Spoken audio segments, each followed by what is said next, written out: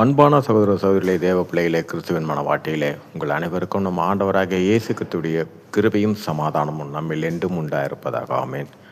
எந்த நாளிலும் பரிசுத்த ஆவியான வெளிப்படுத்துகிற சத்தியத்திற்காக நன்றி செலுத்துவோம். இந்த நாளில் தன்னை காயப்படுத்தி, இங்கே மார்க்கு 5ஆம் அதிகாரம் 7ஆம் வசனம். இங்கே பார்த்தீங்கன்னா, ஒரு பிசாசு பிடித்தவன் கல்லறையில் இருக்கிறான்.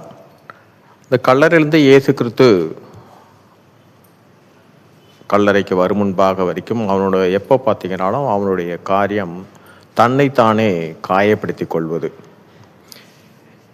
அதே போல் இயேசு கிறிஸ்து கதிரோனாவுடைய நாட்டுக்கு போகும்போது அந்த கல்லறையில் இருக்கிற அவனோட காரியம்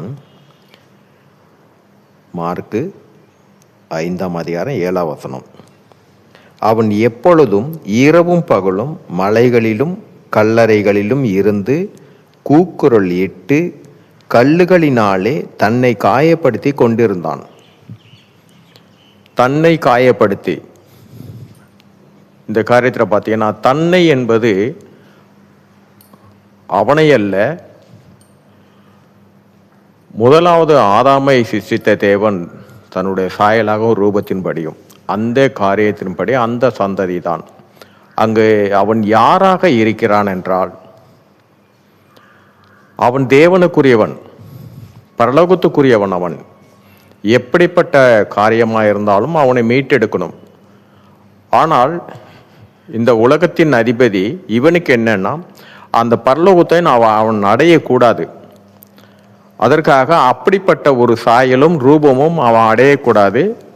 இந்த உலகத்திலே மண்ணோட மண்ணாக போயிடணும். அவன் ஆத்மாவும் மேலே போகக்கூடாது, அவன் ஆவி போகக்கூடாது.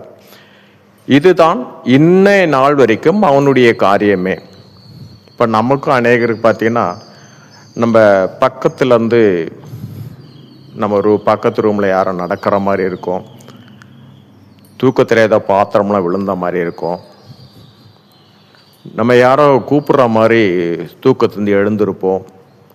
இதையெல்லாம் பார்த்தீங்கன்னா, நம்ம மேலே அதிகாரம் செலுத்துறதுக்கு எதுவும் இல்லை, நமக்குள்ள சிந்தையை திருடுறதுக்கு காரியம் உண்டு.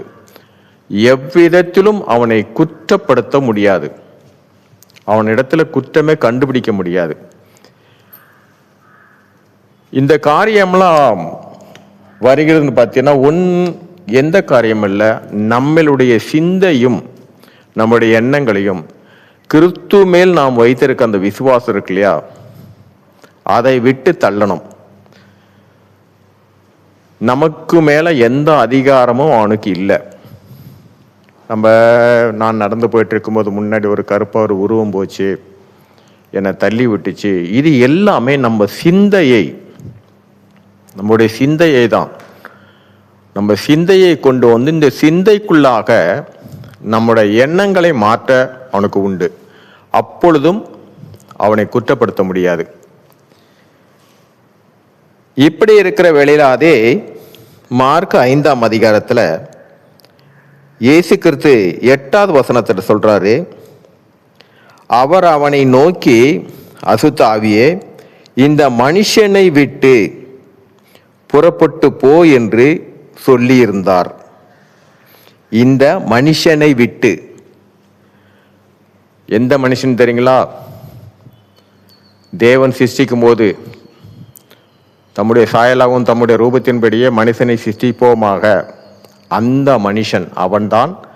அவனுக்கு உள்ளாக இந்த காரியங்களை கல்லுகளினால் அந்த சரீரத்தை அதை சேதப்படுத்துவது, இந்த செய்கையை செய்ய வைக்கிறது.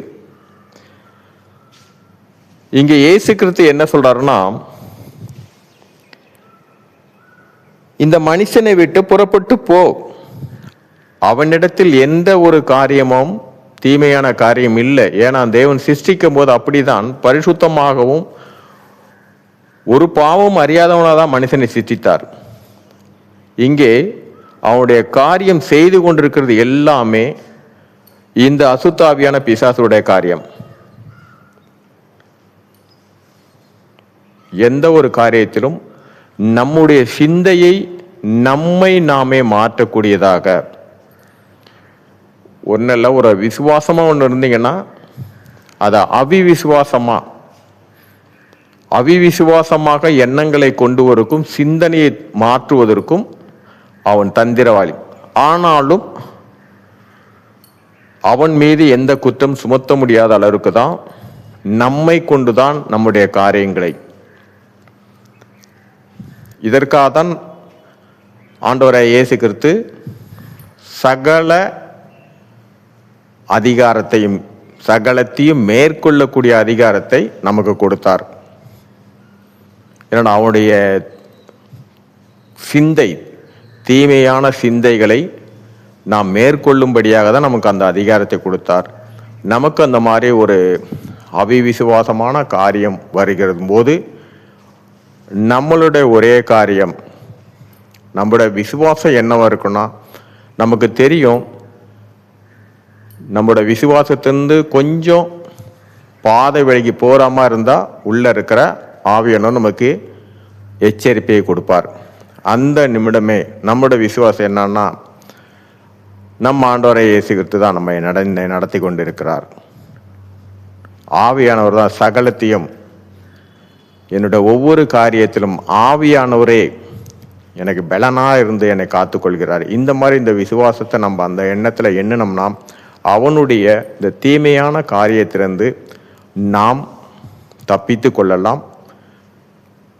இந்த சிந்தைக்கு நம்ம இடம் கொடுக்காம, இந்த சிந்தைக்கு நம்ம இடம் கொடுத்துட்டோம்னா சகல அந்த ஒரு சிந்தையின் மூலியமாக நம்முடைய விசுவாசத்தை விட்டு விலகி செல்லும்படியாக. நல்லா ஜெபம் பண்ணிட்டு இருப்போம், இப்போல்லாம் என்னால் பைபிள் வாசிக்க முடியல, என்னால் ஜெபம் பண்ண முடியல. இப்போலாம் சமீப காலமாக இந்த வார்த்தைகள் அநேக இடத்தில் வருது. இந்த கடைசி கால வேலை என்பது விசுவாச துரோகம் முந்தி கொள்ளுன்ற மாதிரி, இதில் இருந்து நம்ம தப்பிக்கிறதுக்கு ஒரே விசுவாசம்தான்.